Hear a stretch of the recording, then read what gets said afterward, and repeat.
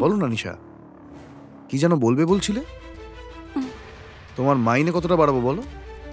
Sir, আমি ওই বিষয়ে বলার জন্য আসিনি স্যার। আপনি ম্যানেজমেন্ট বিষয়ে যেই সম্পত্তিগুলো লিখে দিতে চান সেই বিষয়ে বলতে চাই। তোমার নামে প্রপার্টি সব কাগজপত্র রেডি তো? হ্যাঁ, ওগুলো সব রেডি স্যার, কিন্তু এগুলো ওনার নামে করবেন কি করবেন না সেটা আপনার সিদ্ধান্ত। কেন এরকম ভাবে বলছো? এই সম্পত্তি আইনত তো ওর নামেই হওয়ার কথা। ও তোমার ভাইয়ের স্ত্রী, আইনত ওই তো পাবে সব। সেটা না স্যার, কিভাবে বলি, আমার কথাটাকে আপনি কিভাবে নেবেন আমি জানি না। পরিষ্কার করে বললে তবেই তো বুঝতে পারবো নাকি? যা বলতে চাও পরিষ্কার করে বলো। দেখুন স্যার, ব্যাপারটা হলো, কথা শোনো নিশা, যা বলতে চাও খোলাখুলি বলো। দেখুন স্যার, আসলে আমি এই ছেলেটার মেয়েটার ওপর আমার সন্দেহ হয় স্যার। হ্যাঁ? কি? কেন তুমি ওদের দুজনকে সন্দেহ করছো? স্যার স্যার আমার মনে হয় চন্দ্রশেখর স্যারের মৃত্যুটা ন্যাচারাল না। আমার মনে হয় ওনাকে খুন করা হয়েছে স্যার। খুন? কি বলছো তুমি? কে ওকে খুন করতে পারে? স্যার, যতদূর আমার মনে হয় ওই মেয়েটা আর ছেলেটা মিলেই চন্দ্রশেখর স্যারকে খুন করেছে। এই কোম্পানি আর প্রপার্টিকে আত্মসাৎ করার জন্যই খুনটা করেছে। নিশা, আর ইউ সিরিয়াস? কিন্তু আমার ভাইয়ের মৃত্যু তো ন্যাচারাল, এটা তো সব ডাক্তাররাই বলে দিয়েছে। কার উপর বিশ্বাস করবো আমি? স্যার, এই বিষয়টাই আমি বুঝতে পারছি না স্যার। এগুলো তুমি কি বলছো নিশা? তোমার কি ওদের দুজনের সাথে বনিবনা নেই? এরকম কোনো বিষয় নেই স্যার, আসলে ওরা দুজন লাভার্স স্যার। দুজনে লাভার্স? এগুলো কি বলছো তুমি? হ্যাঁ, নিঃসন্দেহে বলছি। ওই মেয়েটার সাথে ছেলেটাকে বাইরে যেতে অনেকবার দেখেছি। প্রথমে তো আমি ভাবছিলাম ওরা দুজন বন্ধু হয়, তারপর চন্দ্রশেখর স্যার আর ওই মেয়েটার বিয়ের বিষয়ে সবাই জানতে পেরে গেল, ছড়িয়ে গেল চারিদিকে, আর খুব তাড়াতাড়ি ওনাদের দুজনের বিয়েও হয়ে গেল। কিন্তু ফুলশয্যার রাতেই স্যার মারা গেলেন। তখন থেকে ওদের দুজনের উপর আমার সন্দেহ হলো। ঠিক আছে, সন্দেহ হচ্ছে ওকে, কিন্তু এরা দুজনেই করেছে কি করে কনফার্ম করতে পারো? আরে না না স্যার, আমি এটা বলছি না যে ওদের দুজনেরই হাত আছে, কিন্তু কি কিন্তু বলো না। কিন্তু একদিন আমি স্যারের মৃত্যুর পর মিটিংয়ের বিষয়ে কথা বলার জন্য এখানে এসেছিলাম। তখন ওরা দুজন একসাথে ঘুরছিল, তারপর আমি ওদের পিছু নিলাম আর জানতে পারলাম ওরা দুজন লাভার্স। কি বলছো তুমি? সত্যি এটা? তোমার কথা শুনে মনে হচ্ছে। স্যার, আপনি আমার কথা বিশ্বাস করুন বা না করুন তাতে আমার কিছু যায় আসে না। এরপরও যদি আপনি আপনার ভাইয়ের সব প্রপার্টি ওই মেয়েটার নামে করতে চান আমি কিচ্ছু বলবো না, কিন্তু চন্দ্রশেখর স্যার খুবই ভালো মানুষ ছিলেন। ঠিক আছে নিশা, বাকিটা আমি দেখে নেব, তুমি যেতে পারো। থ্যাঙ্কস।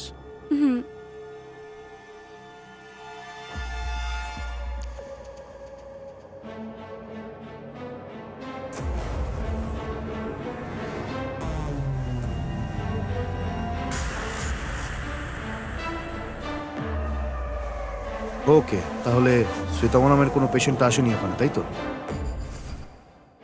ওকে।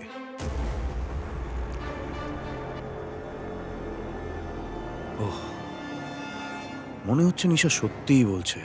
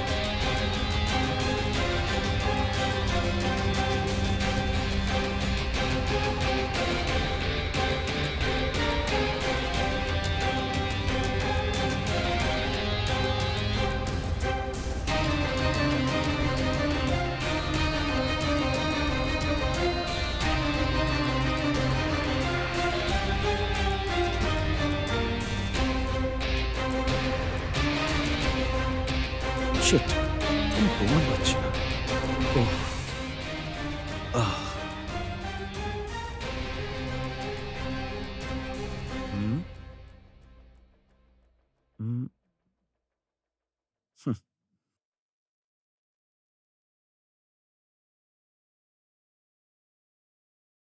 হুম, ডাক্তার কেন এসএমএস করছে? যে ওষুধটা দীপ্ত স্যারকে দিয়েছিল ওটা চেক করে দেখেছি আমি। ওটা এক প্রকার আয়ুর্বেদিক ঔষধ, আর যার বয়স 40-এর থেকে ওপরে তারা ওটা নিতে পারে। কিন্তু অতিমাত্রায় যদি ওটা খাওয়া হয় তাহলে মৃত্যুও পর্যন্ত হতে পারে। আর তা না হলে রক্তের প্রবাহ ধমনীতেই আটকে যাবে, আর হৃৎপিণ্ডে যাওয়া রক্ত জমাট বেঁধে যাবে, আর তারপর ওটা যে খাবে সে মরে যাবে। আপনি বুঝতে পেরেছেন স্যার? আপনি যেটা জিজ্ঞেস করেছিলেন তার উত্তর দিয়ে দিয়েছি স্যার। পরে ফোন করছি স্যার। Oh no! আরে শয়তানগুলো, সম্পত্তি আর বাড়ির জন্য নৃশংসভাবে আমার ভাইটাকে তোরা খুন করে দিলি।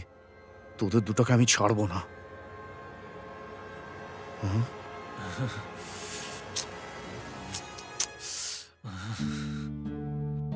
কি হলো? এক সপ্তাহে পুরো সম্পত্তি আমাদের নামে করবে বলেছিল, এখন 1 মাস বলছে। হ্যাঁ, আরে আমিও তো সেটাই বুঝতে পারছি না। আচ্ছা, উনি আমাদের উপর সন্দেহ করছেন না তো? যদিও সন্দেহ করে তাহলে ওকে ওই আয়ুর্বেদিক ওষুধ খাইয়ে মেরে ফেলবো। না না, ভয় লাগছে খুব। আমি আছি তো। হ্যাঁ হ্যাঁ, একদম স্যার। ওকে ওকে, ঠিক আছে স্যার। হ্যাঁ, আমি দেখে নেবো স্যার। আর আর তারপরে তাহলে তোমরা দুজনেই এখানেই আছো? খুব ভালো ব্যাপার। এক্ষুনি উকিলের সাথে কথা হলো আমার, সব ফর্মালিটি পূরণ হয়ে গিয়েছে। সিঙ্গাপুরে আমার একটা মিটিং আছে, আর আমাকে ওখানে যেতে হবে। তাই তাড়াতাড়ি কাজগুলো এদিকে সেরে আমি যাব। ঠিক আছে? ঠিক আছে। আচ্ছা, একটা জরুরি কাজ আছে, আমি আসছি।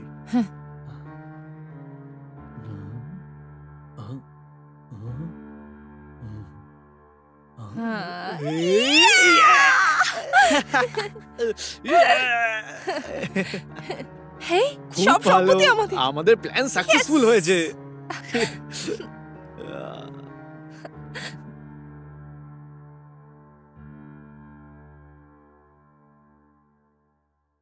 হুম, স্যার আপনি?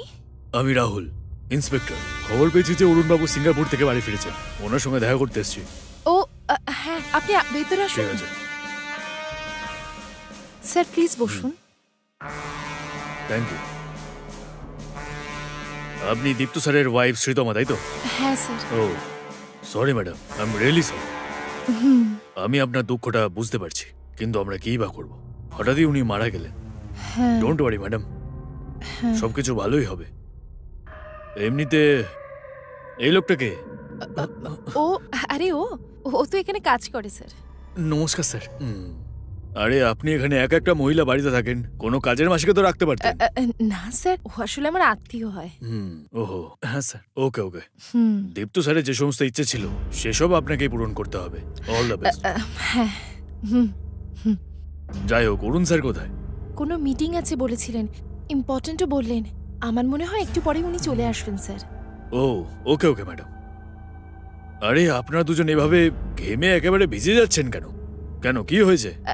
এমন কিছু নয় স্যার। এরকম কোনো ব্যাপার না স্যার। স্যার, আসল কথাটা হলো এরা ভাবছে যে আপনি আমার ভাইয়ের মার্ডারের ইনভেস্টিগেশন করতে এসেছেন।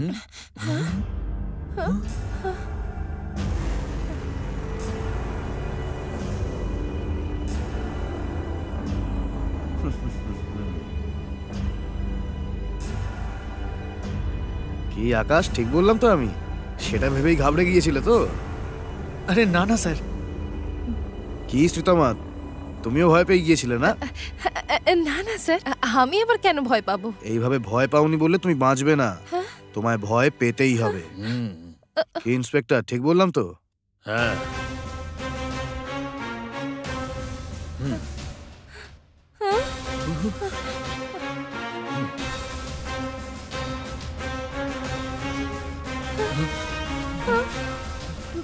তোমাদের এত বড় সাহস, এত বড় অপরাধ করেছো তোমরা, কাউকে খুন করে আর সেটাকে স্বাভাবিক মৃত্যুর নাম দিয়ে ওনার সম্পত্তি দখল করে মজা করছো তোমরা এখানে। এই অপরাধের জন্য কোন কোন সেকশনে সাজা হতে পারে তোমরা জানো?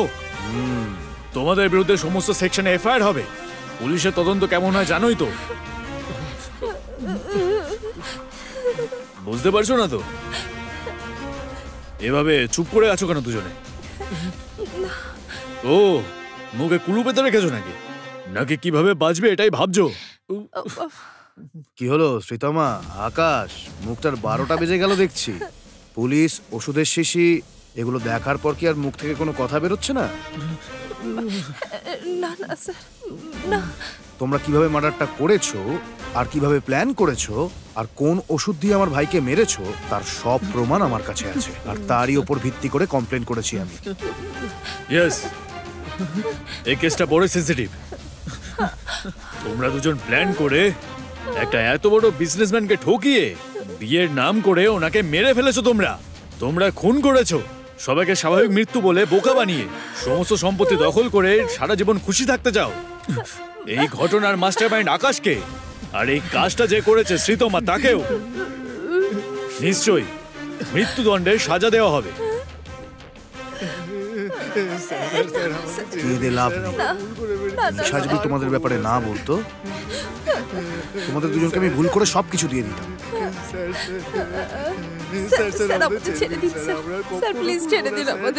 যেদিন থেকে নিশা তোমাদের ব্যাপারে আমায় বললো সেদিন থেকে আমি তোমাদের ফলো করছি।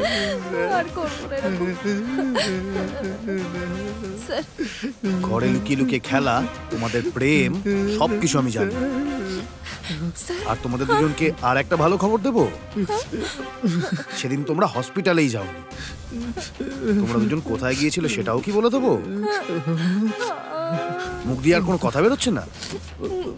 তোমরা সবসময় আমায় বোকা বানিয়ে বাইরে ঘুরতে যাও, তাই না? আর তারই মাঝে আমি এই ওষুধের বোতলটা খুঁজে বের করেছি। Shit.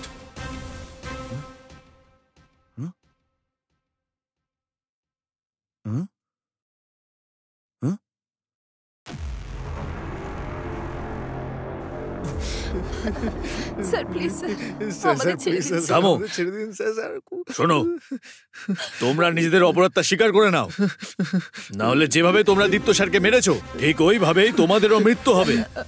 যদি অপরাধ স্বীকার করে নাও তাহলে শুধু সাজাই পাবে তোমরা। স্যার স্যার, আমি আপনার পায়ে পড়ছি স্যার, আমাকে ক্ষমা করে দিন স্যার। এই ওঠো এখান থেকে, স্যার ক্ষমা করে দিন স্যার, আমাকে ছেড়ে দিন। এই নোংরা হাতে আমাকে তোমরা ধরবে না। বলছি না উঠে পড়। ছেড়ে দিন স্যার। ইন্সপেক্টর, আগে এই দুজনকে অ্যারেস্ট করুন। এই বলছি না উঠে পড়ার জন্য। Sorry sir. তোমরা দুজন কোনো কথা না বলে আমার সঙ্গে যাবে, বুঝলে? না হলে আমি অন্য উপায় জানি তোমাদের মুখ থেকে কিভাবে কথা বার করতে হয়। স্যার এরকম করবেন না স্যার। আমার কথাটা মন দিয়ে শোনো এবার। আমার ভাই একটা সুখের জীবন কাটাচ্ছিল নিজের স্ত্রীর সাথে, কিন্তু ওর ভাগ্য খারাপ বলে স্ত্রী মারা যায়। স্ত্রী মারা যাওয়ার পর তার স্মৃতি আঁকড়েই বেঁচে ছিল। ও যদি চাইতো ওর জন্য মেয়েদের লাইন লেগে যেতে পারত, কিন্তু ও একদম এরকম ছিল না। ও ভালো জীবন যাপন করছিল। আর তোমরা দুজন ভাবলে কি করে ওকে খুন করার কথা? ধরে নাও আমি তোমাদের ক্ষমা করে দিয়েছি, কিন্তু তাতে কি আমার ভাই বেঁচে উঠবে? তোমরা ওকে মারোনি, ওর ভরসাকে খুন করেছো।